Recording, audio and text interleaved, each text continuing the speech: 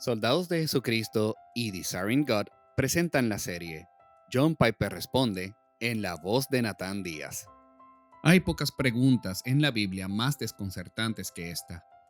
Si Jesús sabía que Judas lo traicionaría al final, ¿por qué lo escogió como discípulo para empezar? Esta pregunta desconcertante viene específicamente de una escucha del podcast llamado Austin. Hola, Pastor John. He estado estudiando el libro de Juan en estos últimos días y me pregunto por qué Jesús escogió a Judas para ser su discípulo para comenzar. ¿Y qué nos quiere enseñar Jesús al escoger a alguien como su discípulo si sabía perfectamente que él lo traicionaría? ¿Hay algo que debamos aprender nosotros de esto? Juan 6:64 dice: Jesús sabía desde el principio quiénes eran los que no creían y quién era el que lo iba a traicionar. Así que la pregunta de Austin tiene sustento bíblico y es urgente. Jesús escogió a su propio traidor para ser parte de sus apóstoles. ¿Por qué? Daré 5 respuestas que veo en las Escrituras de por qué Dios ordenó y Jesús escogió a Judas, el traidor, como parte de su equipo.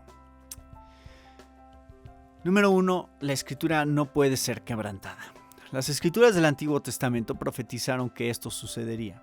Así que Jesús escogió a Judas para cumplirlas.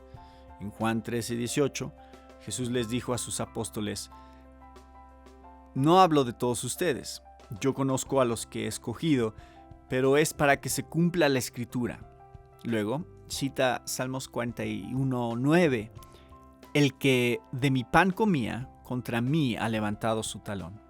También Pedro, en el día de Pentecostés, en Hechos 1:16, dice: Hermanos, tenía que cumplirse la Escritura acerca de Judas, el que se hizo guía de los que prendieron a Jesús.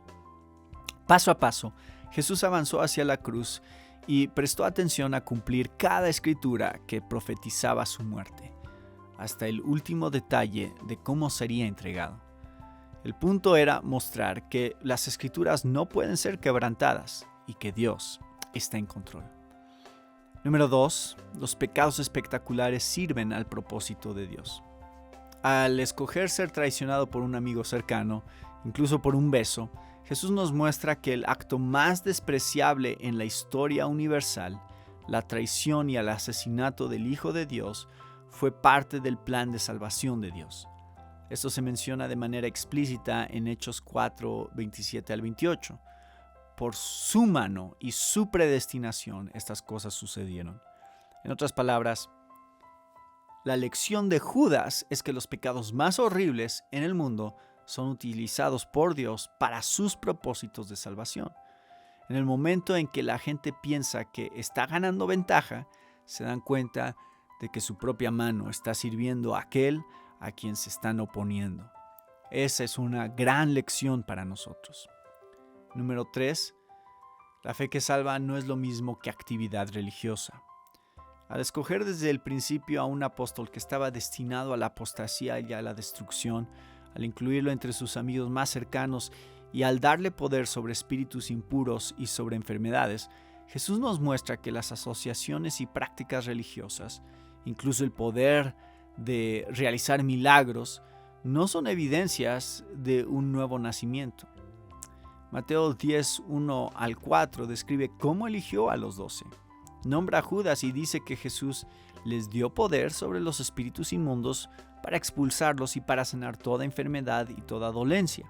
Mateo 10:1. Judas caminó con Jesús, ministró con él durante 3 años y realizó estos milagros.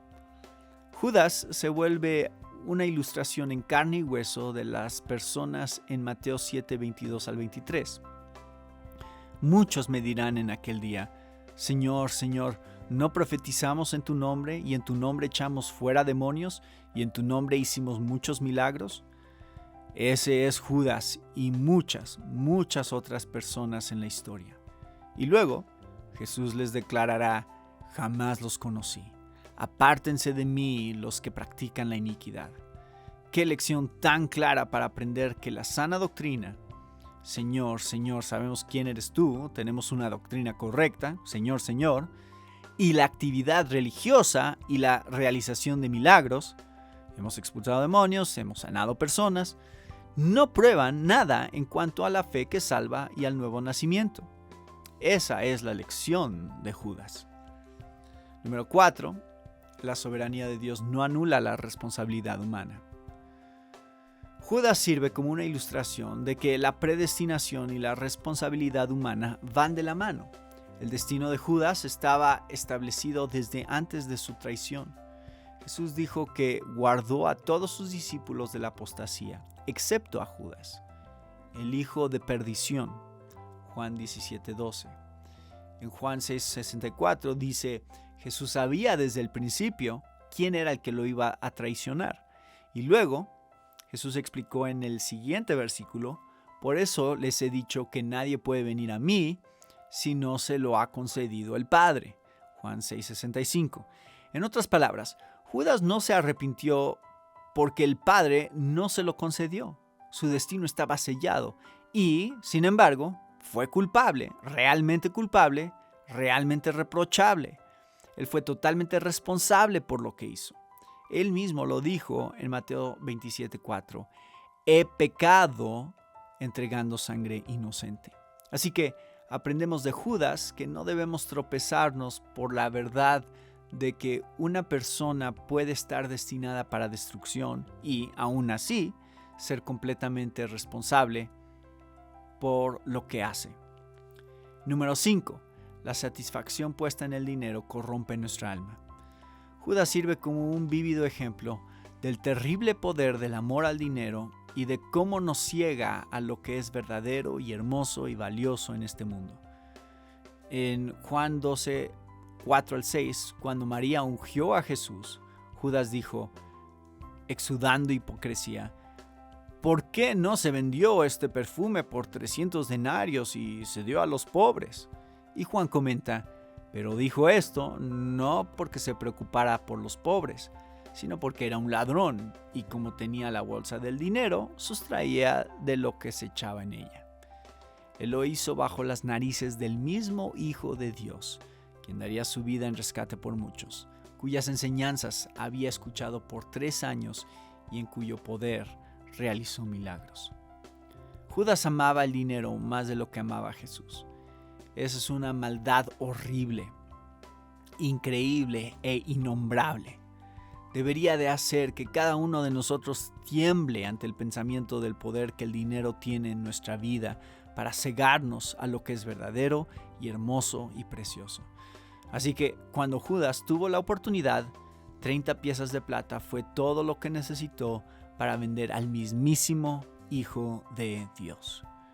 Estoy seguro de que hay más respuestas a la pregunta de Austin, pero esas son al menos 5 que puedo ver en la Biblia en cuanto a por qué Dios ordenó y por qué Jesús escogió que un traidor fuera incluido entre los apóstoles desde el principio.